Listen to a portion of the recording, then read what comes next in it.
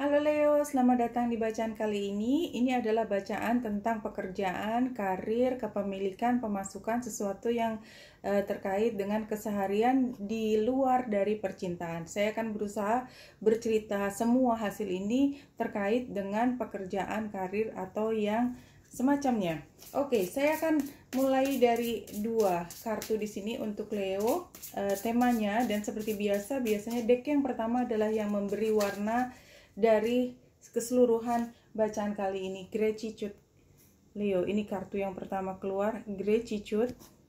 Artinya apa yang sudah ada sekarang itu bisa menjadi modal. Gratitude itu seperti itu. Apa yang udah ada sekarang bisa dijadikan sebagai kekuatan karena kita anggapnya sebagai blessing, sebagai modalitas. Guilt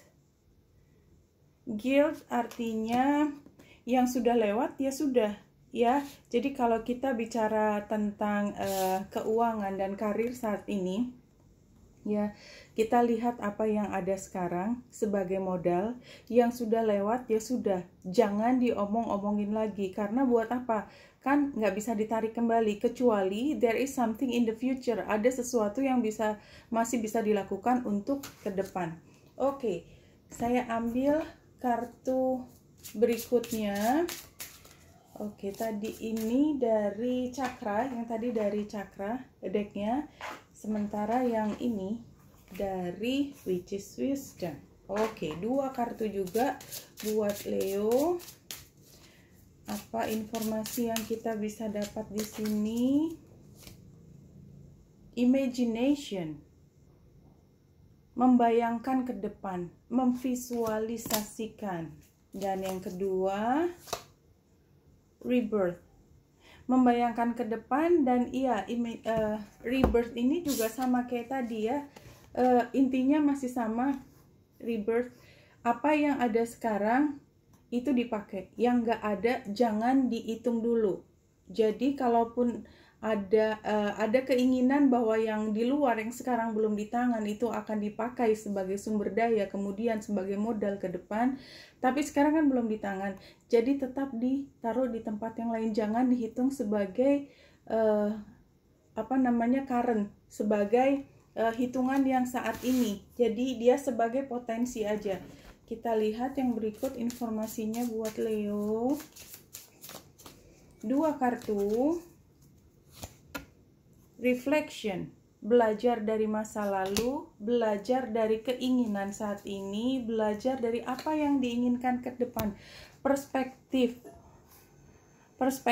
adalah kita melihat dari sisi yang beda. Kadang-kadang kita melihat, katakanlah paling mudah ya, kita melihat mau dari omset atau dari margin atau dari keuntungan. Kayak gitu. Nah, jadi kadang-kadang kita belajar dari masa lalu, kita itu penting untuk setting dari awal, mana yang merupakan tujuan keberhasilan dari usaha atau kerja Leo saat ini. Yang mana tadi hanya contoh. Contohnya adalah mendapatkan omset terbesar. Omsetnya besar tapi ternyata pengeluarannya besar juga. Beda kan? Jadi kalau misalnya saya ingin keberhasilan dilihat dari marginnya atau keuntungan, itulah yang harus dikejar sehingga strateginya mengarah ke situ. Oke, kita lihat terus Leo Ace, dan sudah ada jatuh dua, broken heart, yang satu lagi walking away. Oke, very clear kan? Kalau dulu ini berarti kan sudah pernah broken heart, berarti sudah pernah ada pengalamannya, dan entah gagal, entah ditipu, entah apapun, pelajari itu sebagai informasi yang kita bisa pakai untuk pengambilan keputusan ke depan. Dan pergi, jangan menggunakan semua yang sudah jelas tidak menghasilkan ke depan. Diingatkan, karena kartu ini keluar, jadi diingatkan. Mungkin kadang-kadang tanpa sadar kita mengulang kembali kebiasaan masa lalu dengan berpikir bahwa cara yang lalu tetap akan menghasilkan sesuatu yang berhasil. Padahal dari pengalaman kita sudah tahu bahwa pernah ada kegagalan di situ. Oke, Leo, apa yang menjadi situasi dari kondisi keuangan, karir, atau pekerjaan Leo. Four of Pentacles. Iya, sekarang memang lagi pengiritan, irit, efisien. Itu situasinya harus efisien, gak boleh boros. Semuanya hati-hati setiap pengeluaran. Eight of Swords adalah challenge-nya. Challenge-nya seolah-olah kita tidak punya modal. Memang kayaknya yang dari tadi yang diomongin adalah modal. Dan rasanya modalnya tidak sebanyak yang diinginkan. So, sarannya adalah The Sun. The Sun, anak, happy. Kalau misalnya nyambung ini terkait dengan pemasaran, mungkin mencari situasi, atau ini pesan yang dibuat harus eye catching banget, warna yang meriah seperti warna anak. Tapi kalau kita lihat pemodalan, kita bisa lihat bahwa kita mulai dari apa yang kita punya, dan be happy with that. Be happy dengan modal yang pertama lebih kecil dari yang diinginkan. Dan hasilnya adalah Princess of Swords. Ya, jadi kalau Princess of Swords menurut saya yang penting ide ke depan, visualisasi ke depan, penggambaran apa yang diinginkan ke depan itu harus minimal sudah ditulis. Harus sudah disampaikan kepada orang-orang yang terkait dengan pekerjaan atau bisnis ini. Oke, saya tambah situasinya seperti apa. 3 kartu dari Lenormand buat Leo, apa yang perlu diperhatikan oleh Leo. Oke. 3 kartu, pas 3 kartu yang keluar. Orang. Yang kedua kunci. Yang ketiga adalah kontrak. Oke. Kalau memang ini adalah satu upaya untuk mendapatkan pemodalan, maka perlu barangkali untuk melihat menambah atau ya tadi menilik kembali sumber pendanaan ada di mana, dan itu sepertinya ada di orang lain. Jadi artinya kalau mau menambah pendanaan, dekati orangnya. Karena kunci pengambil keputusannya adalah orang. Barangkali maksudnya gini, kalau misalnya ini ada pendanaan dan itu dimungkinkan dari bank A gitu ya. Bank A-nya mungkin masih ragu-ragu untuk memberikan. Tetapi kalau Leo bisa mendekati orang di situ, berkomunikasi dengan mungkin pemasarannya, dan bisa meyakinkan orang yang akan memberikan pinjaman atau apapun di situ, itu sepertinya informasinya seperti ini. Jadi dekati orangnya, walaupun dia merepresentasikan organisasi, tidak harus bank tentunya. Oke, kita ambil 2 lagi untuk sarannya. Guiding Children.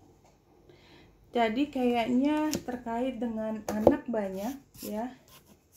Guiding Children, minimal 2 ini.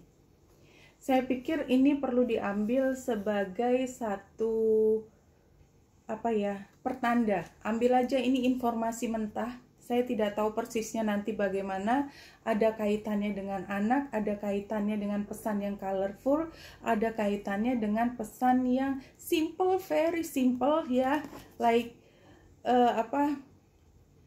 pelajaran ini for dummy gitu ya, untuk orang yang memang masih baru belajar.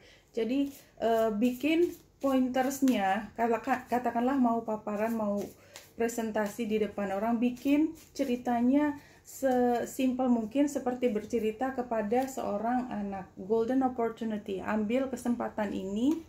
Kalau ada tawaran, kesempatan ini segera ambil, karena sepertinya akan memberikan kesempatan besar buat Leo untuk mengembangkan ke depan atau untuk membuatnya. Ini masih terlalu banyak, saya akan ambil lagi yang lain. Oke.